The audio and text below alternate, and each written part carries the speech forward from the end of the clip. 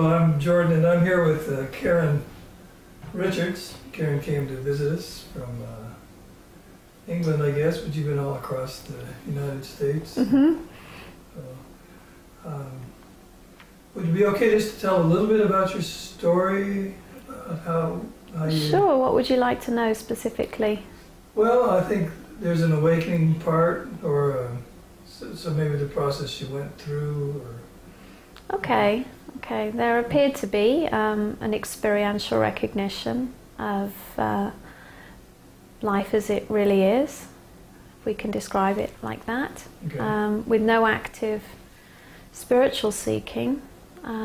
It just appeared to happen as a result of suffering, intense suffering. Life appeared not to be working, and there was an inability to micromanage life anymore. Every aspect of life was seeming to fail.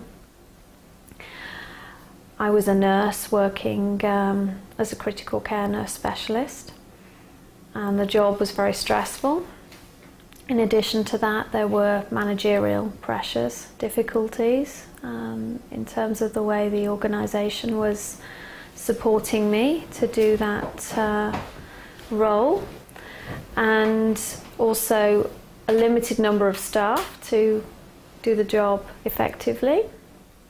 Other areas of life seemed to be in disarray as well, personal relationships, family relationships. In addition to the pressures of daily living, running a home and maintaining a home as well, and everything that goes along with that. And so working full time, trying to manage all those things was just unsustainable. And health was beginning to suffer as a direct result of all those things. It was just an inability to manage, and it seemed overwhelming. And as a result of attempting to manage, there was a health challenge that seemed to present itself that caused me to stop. And as a result of that stopping, it seemed to create a space for the experiential recognition of life as it truly is. Was that in like a moment of recognition? Or? It appeared to be a moment of recognition where there was a time-bound recognition that opened up to the timeless nature of life. Okay. And you weren't looking for that? Not at all. I mean, I was at an unconscious level looking for that, but I didn't realise that I was looking for that. I was just trying to find relief in whatever way I could. We're pleasure-seeking organisms, ultimately, I think. There is this drive for satisfaction, there is this drive for peace, there is this drive for pleasure and enjoyable experiences. And in that drive is really hidden a desire to recognise what we truly are beyond the form that we appear to experience. So is that what recognition means? Just this, or is that something different? Recognition really relates to the seeing through of the personal. Okay. So it is an apparent recognition. The idea of who you are seems to recognise something which is beyond who you are, which is the true essence of who you are. So it's a bit of a paradox. There is the ultimate recognition, which really is about recognising what's always here. So it doesn't happen to somebody. It happens in the absence of somebody. It's like the idea of who you are gets completely out of the way, and what is always here is recognised to be the case. So is that what happened with you from that experience of the illness and the... It appeared that the illness created a stopping, and in that stopping, the idea of who I am seemed to get completely out of the way in order to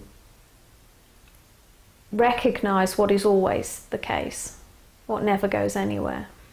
This might seem silly, but did that happen like in the morning or in the night, or is there a moment that you knew that it? With memory, I can recall it to be an experience that happened in the evening. Okay. And did you know what it was then when it did happen? Well, life was in such a disarray of suffering that I was speaking to a friend about what I perceived to be the state of my life. Mm-hmm.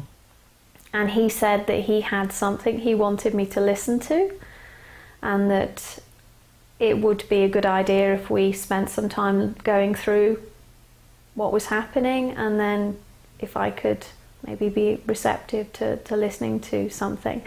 And I had no idea what that was. So during the evening, he'd actually forgotten about what he'd asked me to look at. So I reminded him, and he said, okay, well, let's look at that.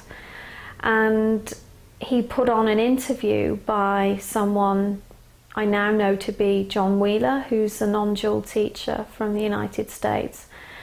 And the interview was a radio show, an hour long, which there were commercial breaks, and during the first 15 minutes, commercial break came on, and during that moment I said to him, he's saying we are awareness, and my friend said, yes you are. And that phrase seemed to promote a recognition of the timelessness of reality. Okay. And so from that point on, then everything's been beautiful and no problems? Did you get well right away? No, it's really just the beginning of abiding and surrendering to that timeless nature that we already are, that's always here.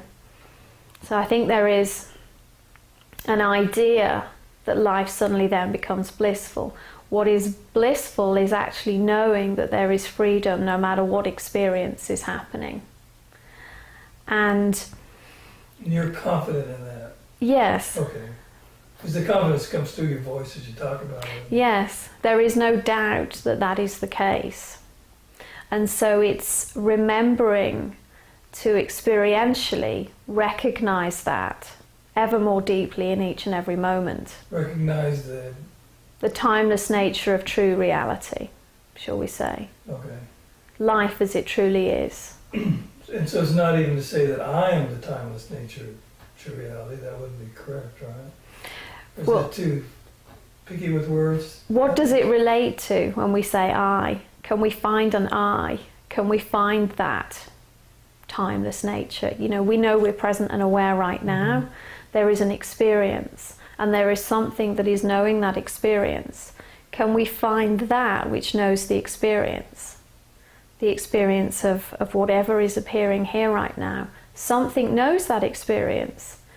But to say I, can we find it in our direct experience? And yet it is. We cannot deny that we're present. We cannot deny that we're aware.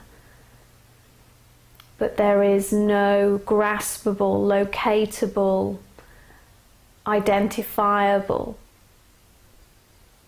structure to that.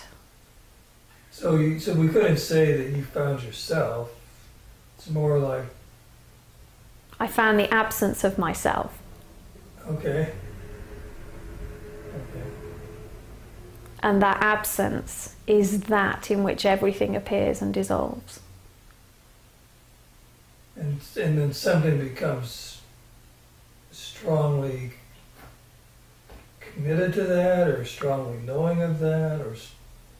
It's like the switching of allegiance to who we believe ourselves to be, to surrendering to what we know to be true, beyond experience, and yet is inseparable from experience. Okay. And what I believe I know from my experience is the switching of allegiance isn't just a conscious wanting it or desire for change. It's like the absence of desiring, almost. It's like the complete melting and acceptance to life as it is happening right now.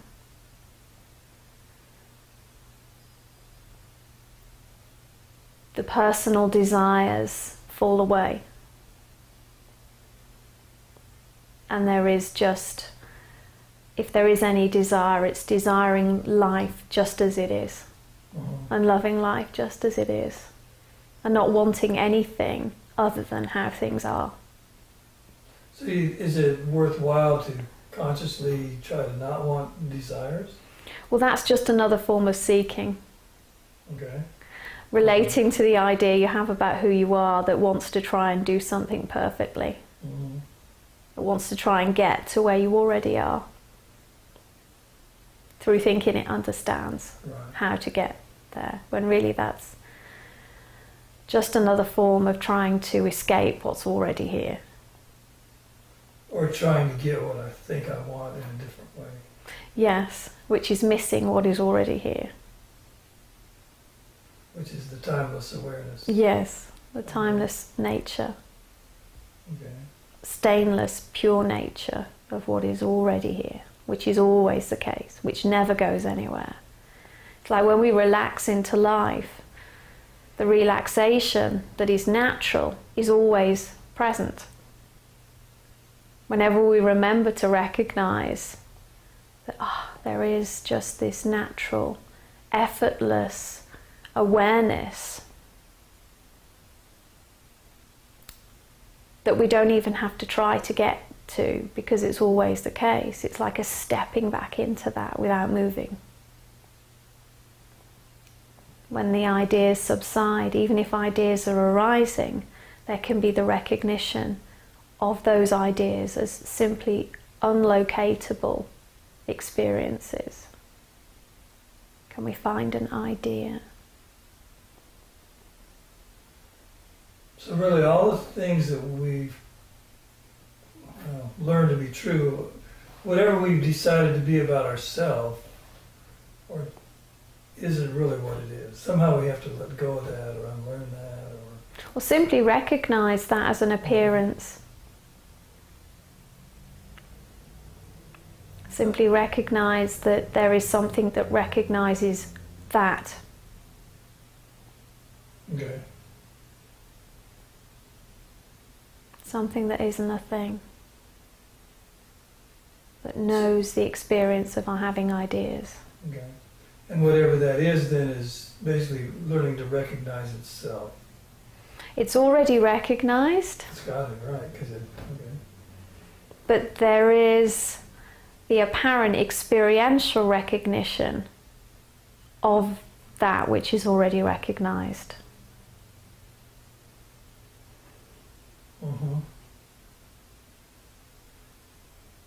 And trusting that which is already recognized. Okay.